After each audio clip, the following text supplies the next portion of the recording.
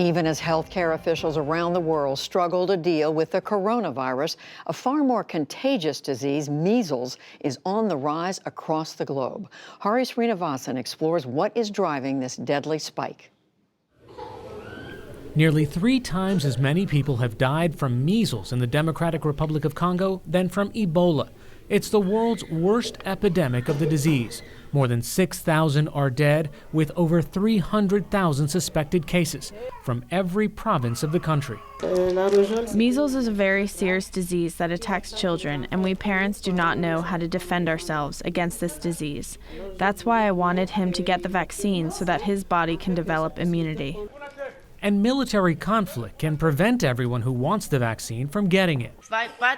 We have fled our villages because there's no peace here. If we also lose peace of mind and in our hearts because of our children's suffering, because of measles, that's a really bad thing for us. We want the vaccine. Not everyone in a community has to have the vaccine for protection. If 95% of a group gets immunized, there's what's called herd immunity, when the high number of vaccinated prevent the spread of an infection. But in the Congo, only 57% of the population is vaccinated, according to UNICEF. There's also the matter of the return visit.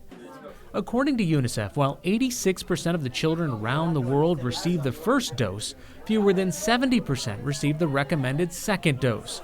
Dr. Paul Offit is the director of the Vaccine Center at Children's Hospital of Philadelphia. It's a disease that's so contagious that you don't even have to have face-to-face contact with someone to catch it. You just have to be in their airspace. In other words, if I had measles and left this room, someone really who came into this room within 2 hours of my being here could catch measles. Measles can cause a high fever, runny nose, cough, and red eyes. During winter, those symptoms can be hard to distinguish from the flu or a common cold. After 3 to 5 days, a large rash appears, usually starting on the face before spreading to other parts of the body. It can lead to long-term health impacts, including pneumonia, swelling of the brain, and permanent blindness or hearing loss. The vaccine is usually administered after a child's first birthday, then again between ages 4 and 6, meaning infants under the age of 1 are most at risk among unvaccinated populations. Lack of access to vaccines in a war-torn land is understandable, but what's happening in otherwise tranquil Samoa is something different. Measles killed more than 70 Samoans last year. Nearly 5,000 cases have been reported. Keep in mind, the population here is just over 200,000. The nurses tried their best, but in the end, they told me they couldn't save him. Here, unvaccinated families place red flags outside their home to signal that they need the vaccine or that someone may be sick. We have a lot of dreams that we need to fulfill for our little ones. But once they lost,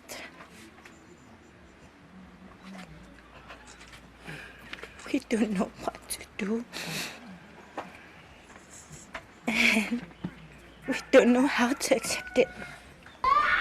The government declared a state of emergency, closed schools, and banned children from gathering in large groups. Just 31% of children under the age of 1 received the measles vaccine in 2018. During the height of the outbreak, Samoan officials arrested prominent anti-vaccine activist Edwin Tamasisi, who rose to prominence after claiming the government's vaccination efforts would result in mass casualties.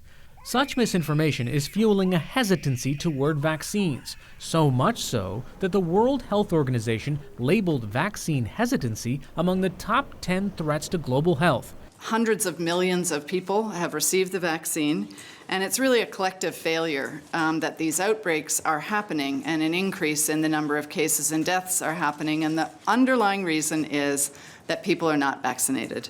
And thus, measles cases skyrocketed 167% worldwide from 2016 to 2018. Deaths climbed from 110,000 in 2017 to 140,000 in 2018. Needless to say, it's not just an island chain in the South Pacific surrounded by a sea of misinformation. The shores of the developed world are also inundated. According to the latest numbers available, measles in Europe has doubled. 90,000 cases in the first half of 2019 compared to 84,000 cases for all of 2018. More than half those cases came from Ukraine. In addition to being at the center of our impeachment scandal, it is also the center of a population unconvinced by the science. No one is showing the other side. There are many harmed children. For example, my nephew. He has autism. Pediatrician Anna Kukaruk says that idea changes quickly after exposure. Some people say that measles is a children's illness and it's better to just go through it. But as soon as they go through the illness, those who are against vaccination ask to be vaccinated. Lest we think these beliefs are still on foreign soil or that the measles is at bay in the United States, just look at the numbers. Last year, the U.S. reported more than 1,200 confirmed cases, the highest number in 25 years. Keep in mind, measles was officially eliminated from the United States in 2000. 73% of America's cases in 2019 were linked to recent outbreaks in New York, with the vast majority reported in Orthodox Jewish communities in Brooklyn, where distrust of vaccinations is prevalent. And the spread of misinformation around vaccines has been gathering steam for years here. Celebrities like Jenny McCarthy and Robert Kennedy famously have spoken out against vaccines. Here's then-candidate Donald Trump at a Republican presidential debate. Just the other day, 2 years old, 2.5 years old, a beautiful child, went to have the vaccine and came back and a week later got a tremendous fever, got very, very sick, now is autistic.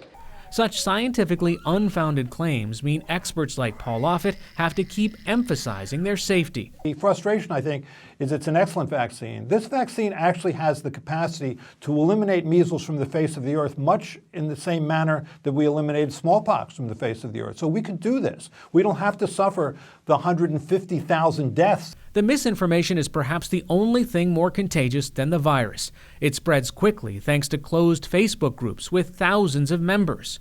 Another reason these ideas spread is a lack of first-hand exposure. It is important to remember that measles has been preventable for 60 years, and most young people have never seen its effects. I've seen a lot of measles. I can tell in 30 seconds whether or not it's measles. It's how sick the child looks. Often they're photophobic, meaning they're intolerant to light. They look down, they're squinting because they sort of have this sort of mild encephalopathy, and they're ill. Measles makes you sick, and measles can make you dead. Experts estimate that over the last 18 years, the measles vaccination alone has saved more than 23 million lives. For the PBS NewsHour, I'm Hari Srinivasan.